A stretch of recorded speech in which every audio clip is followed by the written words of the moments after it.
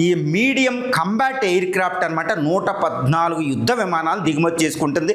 ఇది one of the world's largest defence contract అండి. భారతదేశ చరిత్రలో, అంటే భారతదేశం స్వతంత్రం వచ్చాక చరిత్రలోనే అతిపెద్ద డిఫెన్స్ కాంట్రాక్ట్. ఎందుకంటే దీనికి 3.25 లక్షల కోట్ల రూపాయలు మనం కేటాయిస్తున్నాం. అంటే ఏంటంటే $40 బిలియన్ కాంట్రాక్ట్ అనమాట.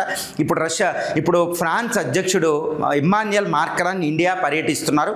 ఈ పర్యటించినప్పుడు భారత ప్రధాని నరేంద్ర మోడీ గారు, ఫ్రెంచ్ ప్రెసిడెంట్ మాక్రాన్ దీనిపై సంతకాలు చేయబోతున్నారు. 114 రఫేల్ యుద్ధ విమానాలు. ఎందుకంటే ఇండియా ఈ 5th జనరేషన్ ఫైటర్ Su-57 నాకు వద్దు అని రష్యాకి చెప్పడం జరిగింది.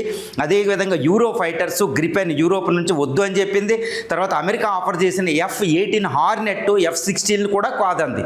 ఎందుకు ఎంత స్పెషల్ అంటే గుర్తుపెట్టుకోవాలి, ఈ రఫేల్ ఫైటర్స్ మనం ఆల్రెడీ ఒక 36 యుద్ధ విమానాలు కొనుక్కొని దాన్ని ఆపరేషన్ సింధూర్లో దాన్ని ఖచ్చితంగా మనం వాడి పాకిస్తాన్లో ఉన్న 11 ఎయిర్ బేస్లని ఈ లష్కర్-ఈ తోయిబా, జైష్-ఈ మహమ్మద్ హెడ్ క్వార్టర్స్ అని బహావల్పూర్, మురిద్కే, ఈ POK-లు అవన్నీ టెర్రరిస్ట్ క్యాంపులు నాశనం చేసేసాం.